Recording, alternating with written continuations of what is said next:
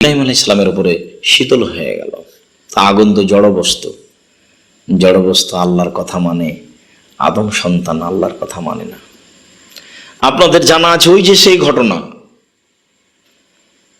যেই ঘটনায় একজন লোক বলল তার ছেলেদেরকে, আমি বড় অপরাধী, তোমাদের আব্বাকে যদি আল্লাহ ধরতে পারেন তাহলে কঠিন শাস্তি দিবেন, যে শাস্তি পৃথিবীর কাউকে দিবেন না। তো আমি যখন মারা যাবো তখন তোমরা আগুন দিয়ে জ্বালিয়ে অর্ধেক ছাই পানিতে ফেলে দিও, অর্ধেক ছাই মাটিতে ফেলে দিও, যাতে করে আল্লাহ আমাকে ধরতে না পারেন। লোকটি যখন মারা গেল ছেলেরা তাই করলো, পিতাকে আগুন দিয়ে জ্বালিয়ে অর্ধেক ছাই পানিতে ফেলে দিল, অর্ধেক ছাই মাটিতে ফেলে দিল। আল্লাহ তাআলা পানিকে আদেশ করলেন, পানি তোমার উপরে যে ছাই পড়েছে সেটা জমা করে দাও। পানি ছাই জমা করে দিল। আল্লাহ তাআলা মাটিকে বললেন, মাটি তোমার এই ছাইকে জমা করে দাও। মাটি ছাইকে জমা করে দিল। আল্লাহ তাআলা ছাইকে জমা করে মানুষ রেডি করে বললেন, তুমি এই কাজ কেন করলে?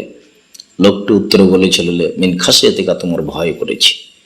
তখন আল্লাহ তাআলা বলেছিলেন, ঠিক আছে, যেহেতু তুমি আমার ভয়ে কাজ করেছো, তোমাকে আমি মাফ করে দিলাম। সম্মানিত দর্শক মন্ডলী, আমি এই বুখারী মুসলিমের ঘটনা বলে যে অংশ আপনাদেরকে বলতে চেয়েছি সে অংশ হলো এই, যে তিনি মাটিকে আদেশ করলেন। মাটি জড় বস্তু, আল্লাহর কথা মানে, ছাইগুলি জমা করে দিল।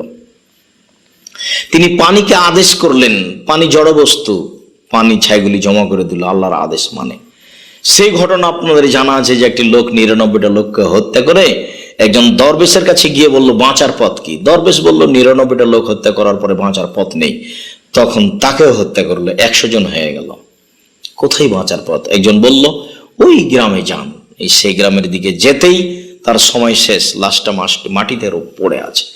জাহান্নামের ফেরেশতা, জান্নাতের ফেরেশতা এসে হইচই লাগিয়ে দিয়েছে।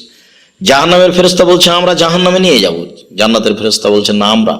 তখন আল্লাহ তাআলা বললেন, না, তোমরা থামো, মেপে দেখো কত দূর গেছে আর কত দূর বাকি আছে।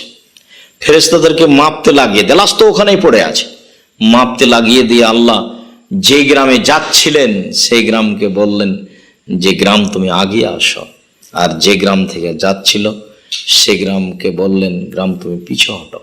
আল্লাহর আদেশে এই গ্রাম পিছিয়ে হটে গেল, আর আল্লাহর আদেশে ওই গ্রাম আগিয়ে আসলো। মেপে দেখা গেল অর্ধেক হাত আগিয়ে গেছে। আল্লাহ তাআলা তাকে ক্ষমা করে দিলেন।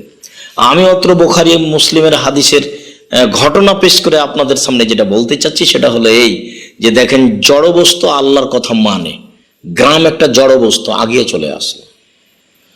আদম সন্তান বড় নিমুখারাম, আল্লাহর আদেশ মানে না, কত দিন রাত আল্লাহর আদেশকে অমান্য করছে। বলছিলাম আপনাদেরকে যে ইব্রাহিম আলাইহিস সালাম যে ছুরি দিয়ে কুরবানি করছিলেন, সেই কুরবানির নিচে, ছুরির নিচে লোহা লাগানো হয়েছে, সেই জন্য ছুরি কাজ করে না, এই কথা মিথ্যে। আল্লাহ তাআলা ছুরিকে আদেশ করে দিয়েছেন, ছুরি আর কাজ করে না। ইব্রাহিম আলাইহিস সালাম যদি কিয়ামত পর্যন্ত এভাবে ছুরি ঘষতে থাকেন তাহলে ছুরিতে কাজ হবে না। কেন? ছুরি আল্লাহর আদেশ পালন করেন। সম্মানিত দর্শক মন্ডলী, আল্লাহ তাআলা একটি পশু দিয়ে পাঠালেন, দুম্বা। সে